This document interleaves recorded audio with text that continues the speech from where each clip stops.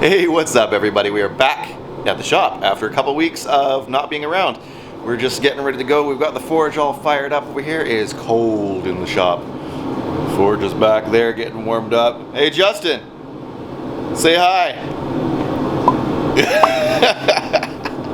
We're back at it after a couple weeks. We can't wait to hit it. This is going to be one of the last times we're in this shop, as we are going to have to relocate. But that's okay, because we're ready to go and we've got some cool stuff lined up. I'm going to dig into some Damascus steel. Justin's still trying to figure out what he wants to work on for the day, but it's going to be pretty stellar. I'm really looking forward to today. Let's hit some steel.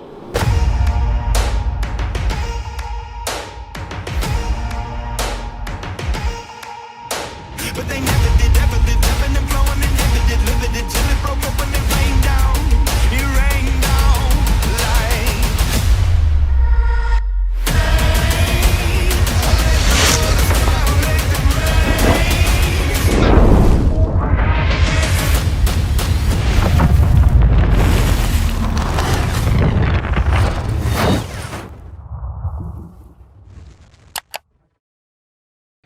So here's what we've been working on so far, just to show. This is the billet we were working on in the last video. Justin has labeled it, so we know this is a smaller billet from before. This is also 8 layers of Damascus, 8 layers of Damascus. Justin's mini hatchet that he's been working on. This is, whose? Doggo's hatchet. This is another knife that Justin's been working on with his handle. What do you got? Tell us about this handle right here. It's a little bit of Purple Heart, and we got a copper liner, some G10. smoking's bad. Okay. Black G10. Oh yeah, baby. And another copper liner, more G10, another copper liner, and back to the Purple Heart. Can't be great. It's gonna go with this knife here. Yes, sir. Sick. Then we've got a couple other ones over here. This is one that I've been working on. This is my practice dark saber. Have you ever seen one of these? It's another one Justin's been working on. Another one Justin worked on. Ian's, who we'll show a little bit later. I have footage of him. And this is my first one that I ended up working on.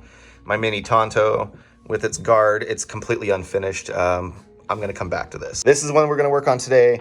I'm gonna throw this back in the forge and loosen the temper on it, because working these bevels and edges and everything else while it's hardened sucks. So we're gonna do that. And then we're gonna play around with these, but I'll come back to that in a sec. So as with everything else, forging is a learning process. I have been working on this. What's up? I never tell him when I'm starting to record, so he's like, what the hell's going on over there? So I've been working on this one here. This is made out of leaf spring. This is my my prototype knife that I've been working on. I made the mistake of throwing this in the quench way too soon before I was working on the bevels, and they're tough to get out. So I'm gonna do the risky thing and put this back in the fire and loosen it up so it's gonna be easier to work with. Now this is something that's typically not recommended because it can cause some stress fractures and such inside the knife. But I'm finding it's really difficult to work with in its hardened state, so I'm gonna throw it back in the fire and loosen it up just a little bit. Whoop. That's kind of hot. I feel so bad. Oh, it's gonna suck, but that's okay. That's okay. It's all part of the learning process. So I'm gonna be working with this one later on. This is a piece of Beskar or Damascus steel. This is provided by Zoe and Sean, who have provided some amazing stuff to me before in the form of an aluminum billet, which looks like this one. Focus. Which looks like this one. This is an aluminum zinc alloy. I've reviewed these before. I'll put a link in the comments below to my old channel where I've done a review of this. They sent this over. It's just says Beskar Steel up top and then the weight underneath. These guys cool enough to upgrade their aluminum zinc to a steel version, and they've laser etched the Imperial logo on there. This time on the back it says the production crew up top and then Beskar Steel underneath. The production crew is another channel we were working on over the summertime, and unfortunately it's on hold for now. I'll put a link for that in the description below. But we're gonna tear into this. We're gonna have some fun turning this into one of these. All part of the learning process.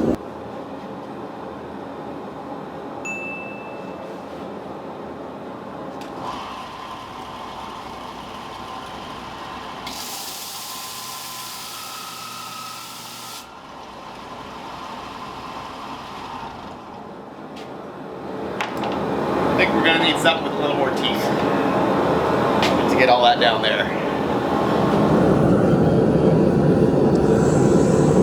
Pull that up. Pull that up. What? Hot steel, hot steel. Here we go.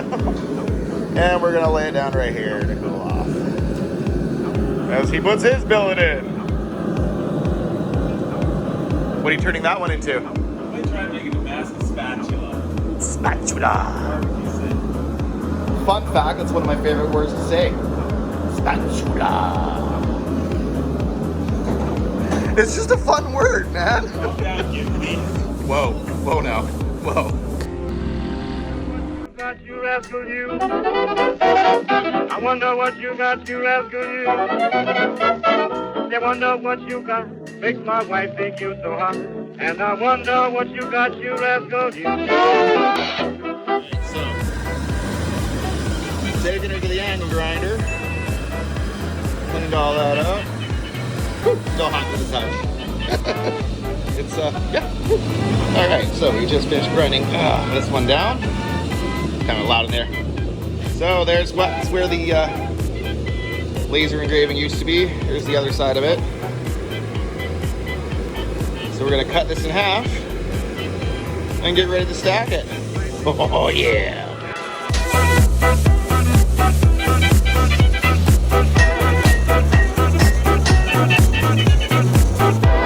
That's Justin marking up his knife. What are you marking up there, bud? Not too sure yet, man. Just going with it. That's all you can do.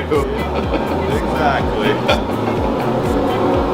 That's his Bowie knife that I'm actually quite a fan of, but he's not satisfied with its design yet, so... Not yet. No. Not yet. So that's the kind of thing when it comes to creating something, you just keep plugging away at it until you feel satisfied with your work.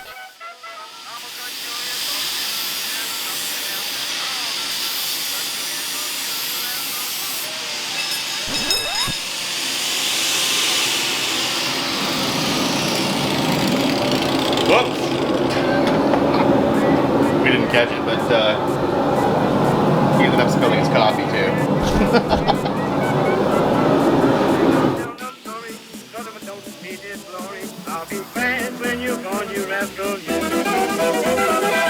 Justin and I are just starting out and we don't have much in the way of equipment. But when all else fails, an angle grinder with the right discs on it can make quick and clean work of your project. Alright, so we have successfully cut these bars in half, cleaned them up on the back side. Okay, they're ready to go. We cut out this section here, same dimensions. This is leaf spring. Set up like this. Damascus on either side, and our leaf spring in the middle. And the leaf spring, unfortunately, is really, really thick. I don't want to work with it that thick, so I'm throwing it in the forge. We're gonna heat it up. We're gonna flatten it out a little bit to make it easier to work with. And then we'll forge weld it to these puppies right here. While that cooks, I'm gonna continue working on the bevels on this particular version. They're cleaning up, they're getting there. False edge. I'm gonna be using that little guy over there to clean this up. We'll see how she goes.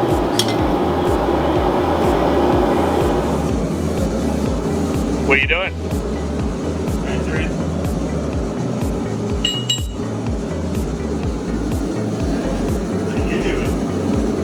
Filming. I didn't get to film the progress I made on the Mini-Tanto, but this was it after a quench and a little bit of grinding. And this is the result of the hand sanding done at home with a warm vinegar etch. I'm pleased to announce my first finished and sharpened blade.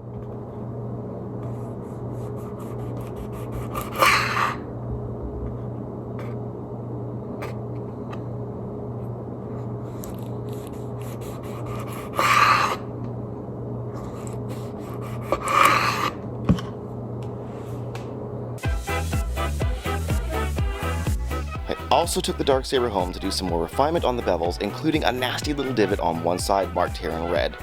Now, I don't have a shop at home or much in the way of tools, but I did find out that a rotary tool used for trimming my dog's nails worked just fine. This actually worked great for me because being an artist originally, it can be much easier for me to use the natural steadiness of my hands than it is for me to use a belt sander. Once the bevels have been ground in by hand, it will make it easier for me to line them up against the grinder later on. And with that, the Darksaber is cleaned up and ready to hit the shop one more time before its final quench, and the Tanto is ready for her handle.